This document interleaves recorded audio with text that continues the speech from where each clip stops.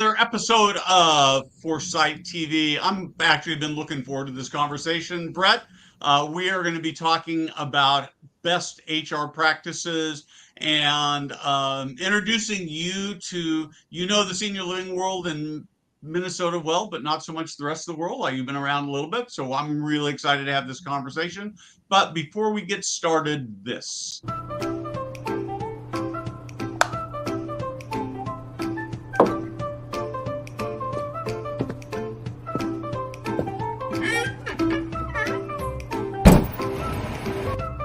Hey guys, Steve Moran here.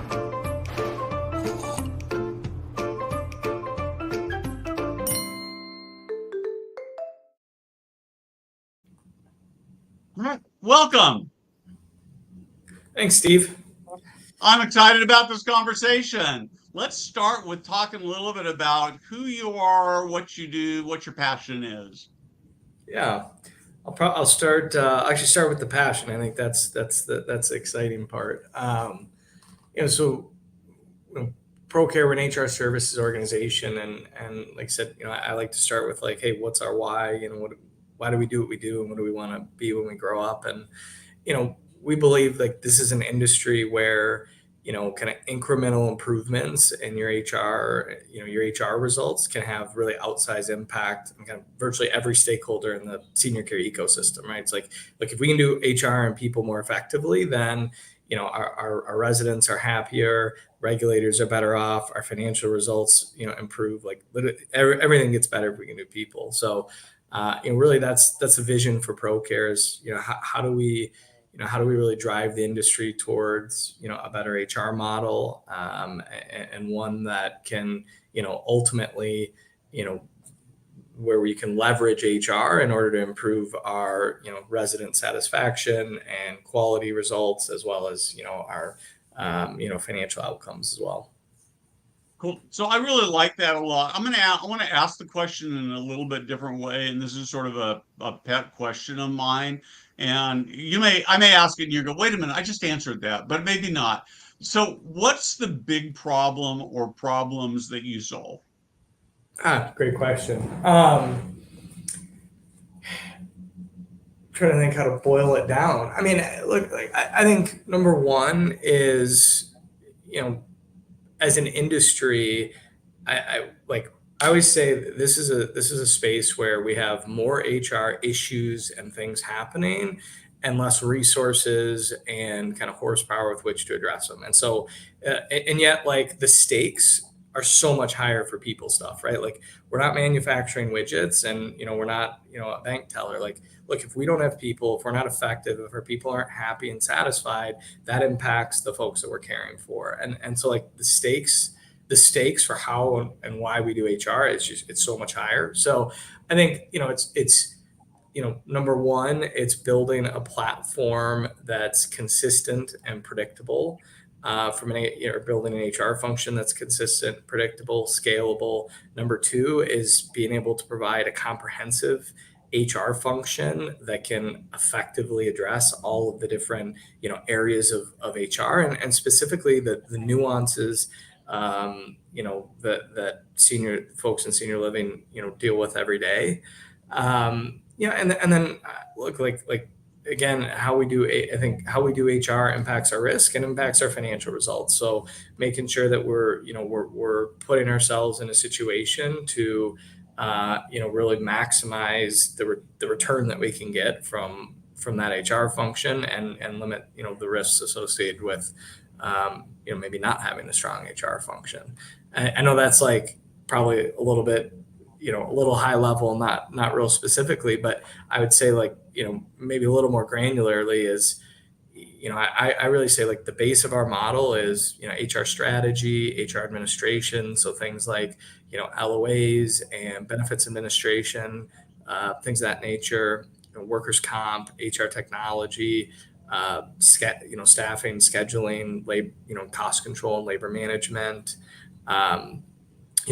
payroll processing services, and then just kind of I'd say some of the other functions associated with with HR. So one of the things that I want to spend some time is talking about strategies for HR and culture. I was talking to a friend of mine who's an executive director, and he was asked to go take an interim position at an assisted living community where they are in trouble with the state.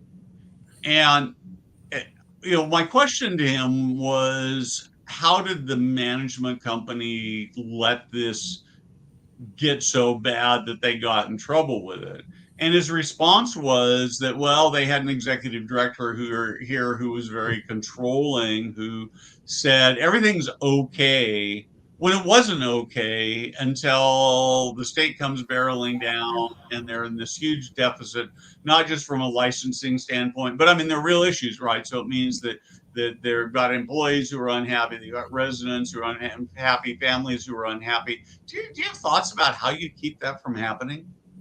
Yeah, really, really good scenario. I think like maybe I'll start on the employee side, and then actually maybe Right. start on the culture side. So look, like your point about the ED. So we've got an ED that doesn't you know isn't sharing the full story. I think number one of the things that we work with a lot of our clients on is like, hey, how are we measuring that ED, right? Like what's the right profile for an ED, and how do we measure them? We as the management company and the ops leaders, how do we have a pulse to really understand like what does success and failure look like? Hopefully not when we're at like ultimate failure, like the state's coming and Yeah. shutting us down. What are the stepping stones along the way? That's like some people say that's an HR and business, or that's an operations and business system function. I think I think HR and business systems are really closely tied together. So to me, the HR and people function should have a part in saying like, hey, how are we going to, measure people consistently and frequently so that we can see some of the leading indicators that say, look, like hopefully that ED, our relationship, and they're a strong enough leader, our relationship with them is such that they're willing to bring it to us. But if that's not the case, and by the way, like nobody hires 100% ever, like I've got the KPIs in place that I'm measuring regularly to be able to say, like this doesn't look right. We're 3 weeks in a row. This thing's red and it should be green. Like, let's go have a conversation, peel back the onion, and maybe get ahead of, some of these issues before the state comes in. So I think like one at a big level, it's like, what are the business systems that we're leveraging as an organization so that like we're not surprised and we can get ahead of, some of the talent issues or gaps, prior to them blowing up in our face. Like to me, that's like step one. So as you I, I so I think this is sort of related. I come to you and I say, "Hey, Brett, I have got my senior living community. I've got this organization. I don't feel like we're doing a great job. I don't feel like we have a good way to evaluate our team members to know whether they're doing a good job. I don't know. I've got some people I think I need to get rid of, but I don't know what to do about that or even how to figure that out. But we're just not working very well. Where would you sort of ask, what guidance would you give me as to what would be the first couple things you'd look at? Yeah, really good question. I think like, number one, I would do kind of an inventory of HR, right? So like, hey, like, and it's like one of the things that we do that I think is, I'm biased, but I think it's a good starting point is it's kind of like, we talk about 360 performance reviews, but like really it's like kind of a 360 HR review, right? The people function has to serve all different stakeholders in the business, right? It has to serve the HR folks on the ground delivering it. It has to serve, the finance team, the ops team, the residents. Like there's all these different stakeholders that the HR function impacts, and it has to serve them and impact them differently. And so one of the things that I'm a big fan of is like you take a process like ours is we do an hour interview, and it's like it's hire to retire. We're going to say, how does this work? How does that work? Tell me about this. People, products, process. Who's got their hands in it? What's the process? What are the tools and systems they're using?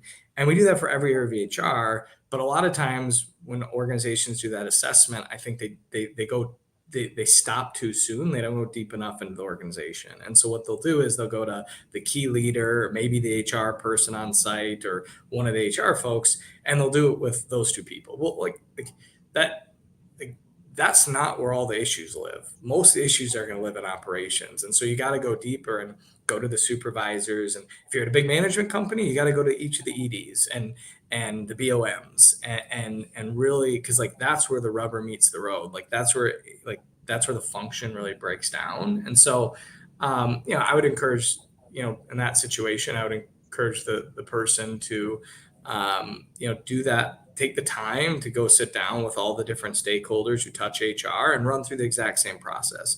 And running through the same process eliminates some of the bias of just kind of random pulse checks and conversations. It's like, hey, I'm going to ask the same question 15 different times to all these different people. And that's how I'm going to get that's how I'm really going to understand, where kind of what the state of the union is. And then from there, I can say, look, what are my mission critical things that I need to focus on today because they're going to have really, really big impact. And, what are the longer term things that are enhancements? There's glass balls and rubber balls. What are glass balls that we got to get taken care of today? And then, what are the things that, hey, we want to be better at performance management. We think our process is a little bit weak, but look, if we're not paying people effectively, we're not going to keep employees to be able to run through performance management processes. So I think it's taking a step back and doing the hard work of kind of self-evaluation with the different stakeholders. Yeah, it's really, I mean, to me, so much of this is all about communication. At sort of the base level, right? I saw a statistic a couple weeks ago that said something, I don't remember the exact numbers, but where in companies where people are happiest, they're having positive interactions with their direct supervisor at least once a week. And I don't mean by positive as in rah rah, but more like productive conversations. But I've got 5 or 6 people working in my organization. We have lots of gathering right now. Jada who's running our production behind the scenes here. I owe her a call, and I'm feeling terrible about it. And what it does is by not talking to her, I've sort of sent this message that she's not important, which I don't really want to do. But do you have systems, or how do you solve this communication thing? You're going to get me on a soapbox that I'm excited about. Good. So, looks like so our, I guess, the kind of our head of our board, Ben Godsey, who has done a lot of work with me and my business partner on business systems and things like that. And we've been able to take a lot of those learnings, both apply them in Procare and our team, but also apply them with, how do we start to apply them? How do we do a better job in giving customers ideas and direction, advice, et cetera. And he told us probably 6 months ago, he's like, guys, you keep trying to, be brilliant, build all these systems. And he said, and he said, there's an effective business system for all these things. You don't have to recreate the wheel, just apply them and be disciplined and rigorous in the application and disciplining your business. And so, I really like 5 dysfunctions of a team as an example to drive effective communication. We actually did it with our leadership team at our last quarterly. It went fantastic. It broke down so many barriers to communication. So I think it's to me, when I think about the communication business systems, there's the actual team component of it, which is building trust and vulnerability and relationships and making sure you got the right people on the bus, which is, foundational to communication. But then there's actually how we run our business, right? The business system, hey, are we going to meet? Is our leadership team going to get together once a week? What are we going to cover? What's the cadence? What's the operational cadence? How do we do annual planning? How do we do goal setting?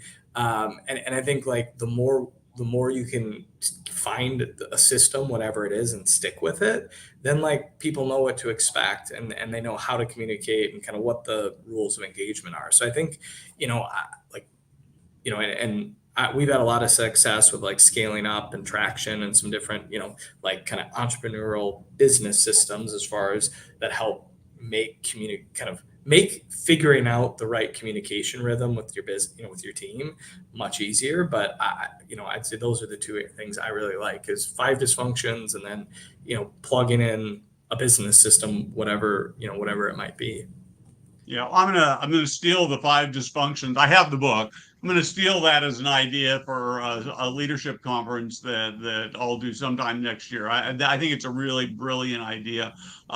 Well, actually, I need to take a pause here for a second, and this is a perfect segue. So, I want to say thanks to KARE with a K for being a sponsor for Foresight TV today. And if you are struggling, which means pretty much everybody, to fill in all your spots and you hate paying agency costs, talking to KARE is the right thing to do. They will get you great people to fill those empty holes at a price that is much less than agency. People like working for them. They like working for them. We have the link up in chat, so check them out. Go talk to them, fill in those holes. It's so much better to do that than to just run short, and that creates all kinds of risk for you. And of course, if you are a caregiver and watching, or you are a nurse and watching, and you are fed up with where you're working, maybe you should quit and go to work for KARE. So check them out. So Brett, back to you. One of the things that actually let's actually talk a little bit more specifically about what you do. So you're a PEO company. Let's just talk about what that is in case somebody doesn't know. Yeah. So PEO is a professional employer organization, and PEOs have been around for 30 years. It's becoming a more mature industry, but really the basic kind of tenant is an organization. Let's say we've got a senior living company that has 500 employees in 10 locations, and they would contract with Procare as we would be a co-employer. What that does is it allows us, for the sake of purchasing benefits and workers' compensation and things of that nature, it allows us to do it under our FEIN, which obviously, the advantage of that being that, we're able to control pricing a little bit more, able to give our, clients, better discounts and aggregated purchasing power.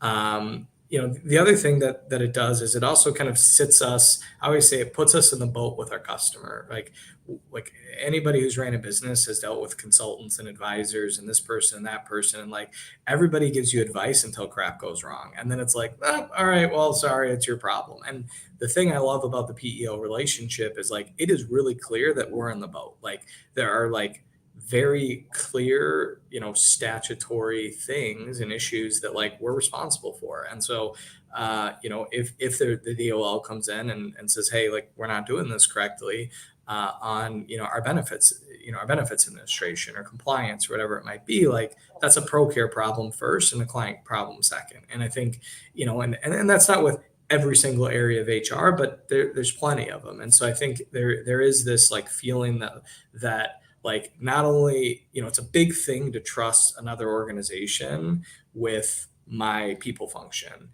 Makes me feel a little bit better when I know they're in the boat with me and our interests are aligned.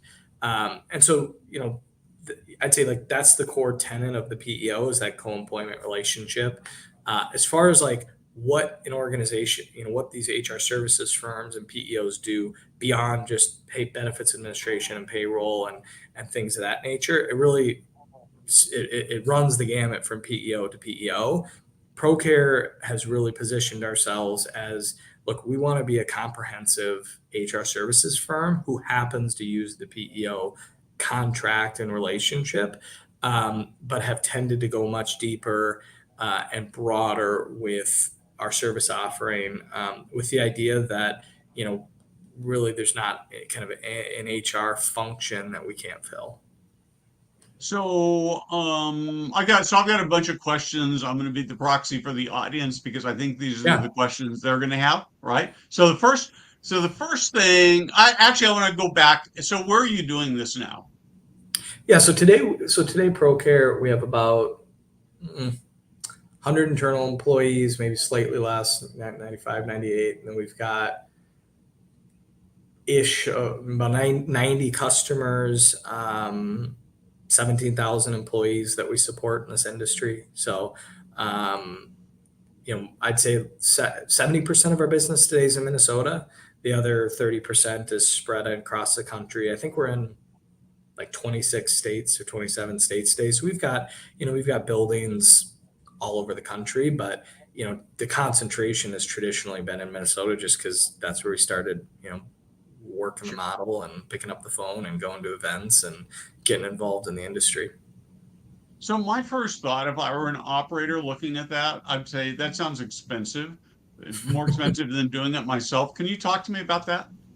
Yeah, yeah, good question. So I'll give you maybe I'll start with a little bit of a smart aleck answer, which is Sure. like you know how expensive is it for the guy, for the person that had to shut down their building because they couldn't find staff or because they got sued or Yeah. they couldn't make the math work. Like I'd say like doing like not doing the people function well is much more expensive than whatever our costs are going to be. So like there's my like kind of you know off the cuff smart aleck answer to that. Well, But and I'm going to jump in before you continue. You go back to the scenario that I painted for you earlier of this building in trouble, and you start to think about what the direct economic costs of that, of maybe lawsuits, of loss of employees, and having to go to agency, of unhappy residents that move out, possibility of lawsuit, pretty expensive. So I think that it's your smart aleck snarky is probably more accurate than snarky and smart alecky. yeah, it's well, and look, I mean, I think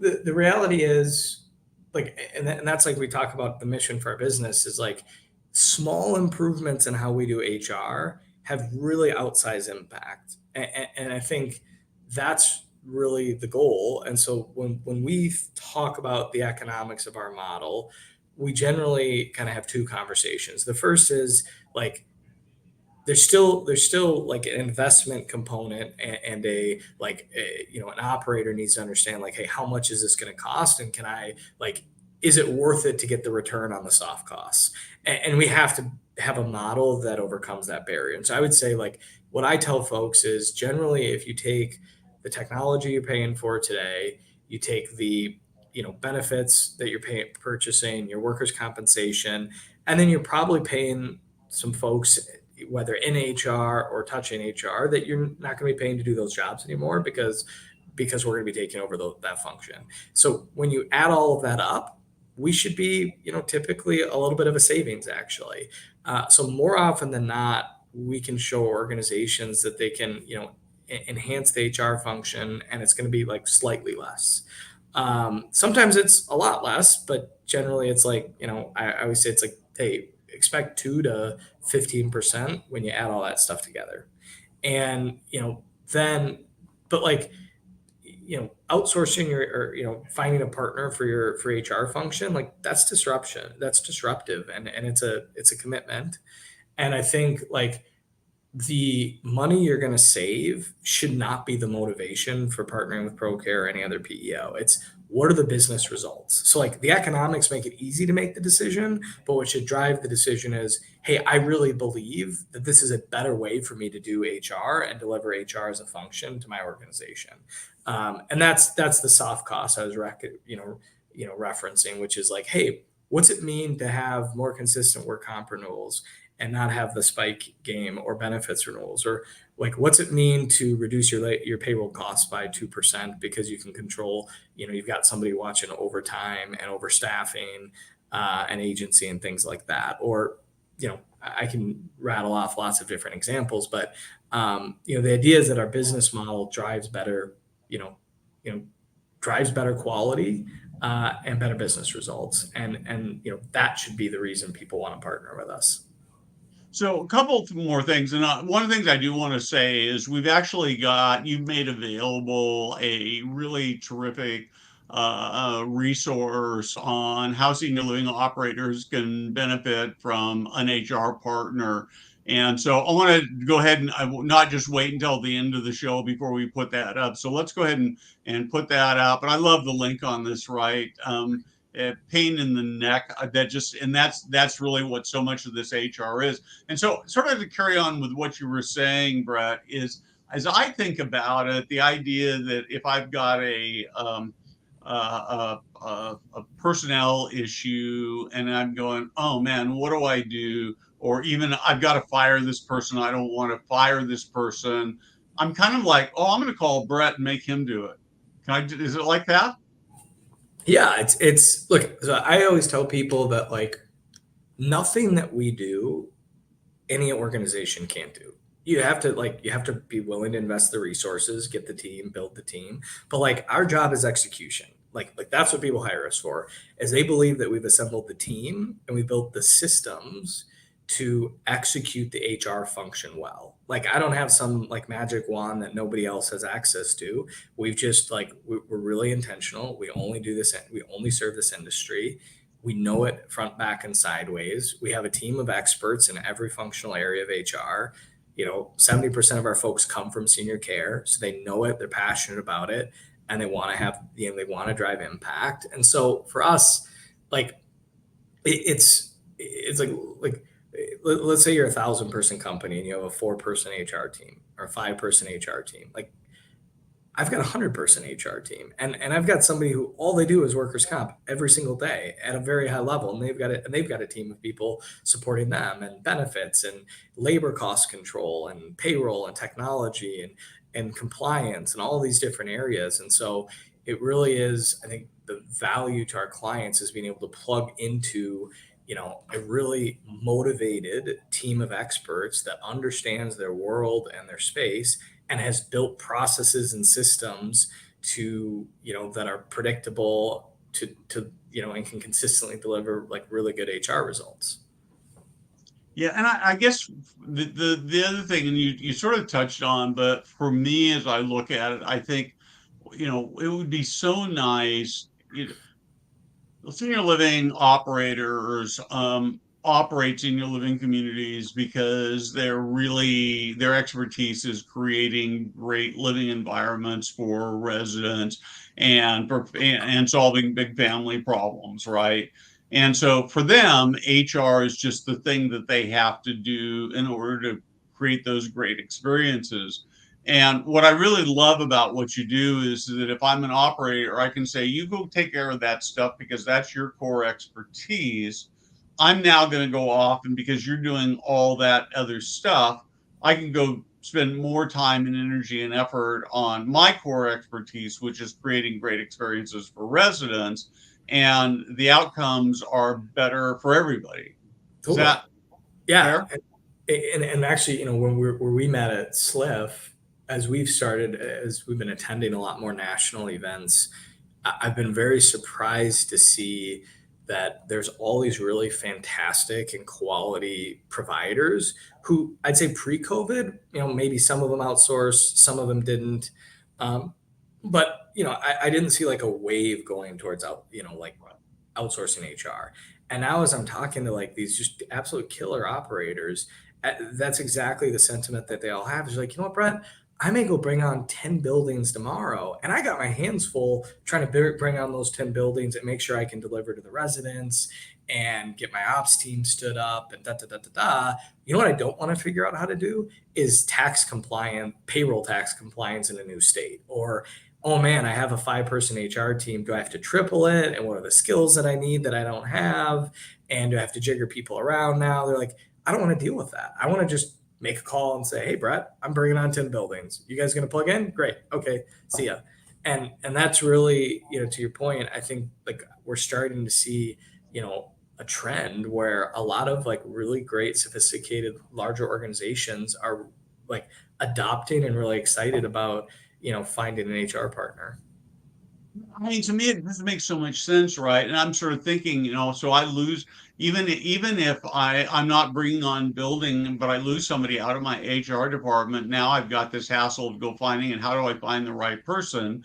and you're a big enough organization that you likely have people saying, man, I'd love to come to work with that, and you're being able to go and say, hey, when soon as I got a position, I'm going to take you on. I don't have a spot, so you don't have that same the same challenges. I look at what we do in our organization. I hear all the time, how do I find somebody who's creative, who wants to go to work, who can write copy for me, who can help me with marketing? And right now, today, if I had 20 new partners who wanted to come on board, I've got 5 people who would love to come to work for me because we're good at what we do. I'm a good boss, and it would be a no-brainer to be up, and that's really the function that you serve. Yeah, and I think the other part, I've actually had this conversation with a lot of people, and they're like, "Well, can't I just get HR people like you do?" And it's like, "Well, no, you can't, because even if you're Yeah. a large organization, how many people do you have? 5, 10? How much are you going to grow? What type of growth opportunities those people get? Like, we've grown 4 times in the last 3 years. Like, the growth opportunities that we're able to provide our employees are very significant. So we can go get the cream of the crop and say, hey, look, you're going to come in and you're going to learn our system and you're going to work really hard and you're going to deliver fantastic client experience. And you can go anywhere in HR you want, because we're going to continue to grow. And by the way, you're also going to have lots of mentors that are like subject matter experts in every area of HR. So, like, I think we have a really strong value proposition to, team members, of Procare. Cool. So we are about out of time. I want to just sort of do a little bit of a sort of a recap. So the people who are ideal for you are any size too small, an organization. We tend to be mid-market and enterprise. I'd say we do work with some, I'll say sub 50 employees, but more often than not, we're multi-location. Usually it's multi-location, 100 to a few thousand employees, looking to partner on, either part or all of their HR function. Yeah. So I would just suggest that if you're watching and you're struggling with your HR functions, which is probably pretty much everybody who's watching, right? You need to reach out to Brett and his team. And I would just say, and I'm going to volunteer this for you, if you've just got questions about that you're struggling with HR stuff, maybe you're looking at it and say, I'm never going to hire him. Call him as an expert. Pick his brain, pick his team's brain, ask them, take advantage of their wisdom and their knowledge, and it'll make your organization better, make the industry better. And I want to remind you, this 3 big benefits of an HR partner guide that you can download at procarehr.com/pain in the neck. Sounds like it's named after me. So the great conversation. Any last words? Anything else I should have asked you that I didn't? I was worried about that. No, I don't think so. You asked a lot of good questions. Great. Thank you very much, Jada in the background. Thank you for keeping us on track. And we will be back next week with another great show.